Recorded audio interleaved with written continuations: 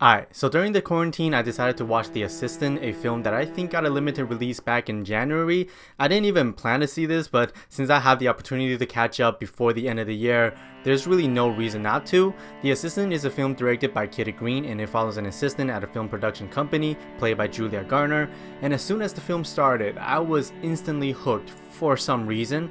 The film barely has any plot, nothing much is going on, because we really just follow this assistant on one day of her life in office, and that's it. The Rotten Tomatoes score is absolutely brutal. When I read some of the audience reviews, most of them are just saying how nothing really happens and it's like a nothing movie. And I do understand the criticism. This film 100% does not pander to the mass audience, which is what makes it so daring in my opinion. And I gotta say, I really love this film because of the fact that it is really daring. It takes risks. However, at the same time, a lot of my love for the film I cannot really explain. The film is based on the account of more than 100 assistants from various companies, whether it is from film or tech companies, etc.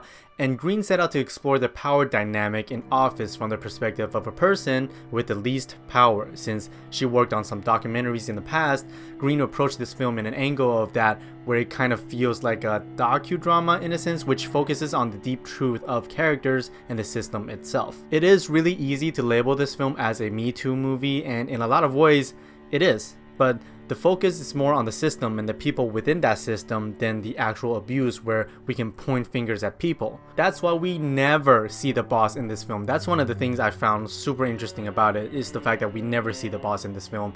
What we have are just a bunch of dots that we can kind of sort of connect in our heads, but the actual doing and the identity always remain undiscovered. The audience is put into the lens of our protagonist and we see and hear everything through her because it fleshes out the vulnerability, since she is the one with the least power.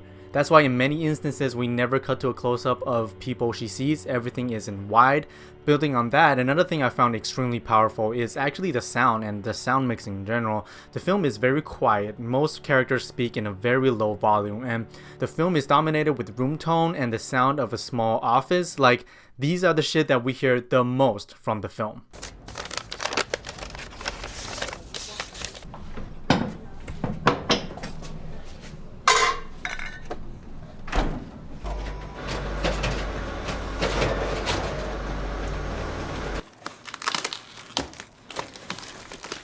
And these are the moments when the character actually speaks.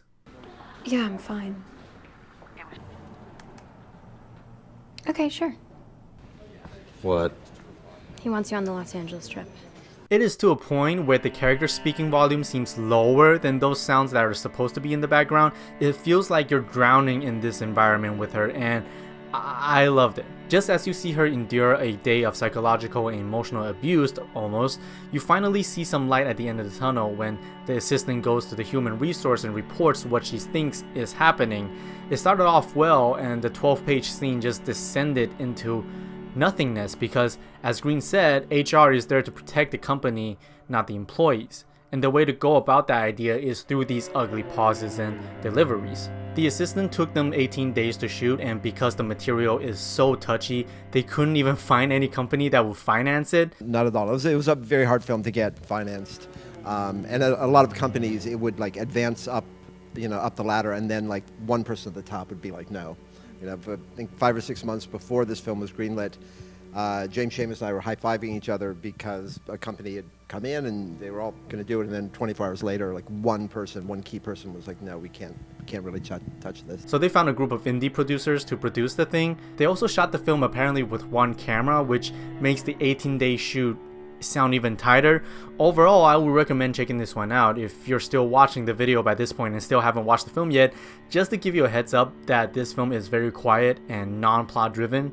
I find it very daring and actually tasteful, believe it or not. It doesn't come off as preachy and clingy because this film is not really about, oh, woman good, man bad, as we do see the men in the office being oppressed as well. Green switched, in her opinion, the most important line of the film from a man to a woman, and it gets to show that these activities are continued not just because of the one person, it's the entire system that's to blame here. I think it is a good choice and probably the best choice she could have made. Also, just as a side note, I'm not sure about that elevator idea, but I get the point. I think Katie Green made the film mostly from frustration, from the stories she heard from many other people, and of course herself.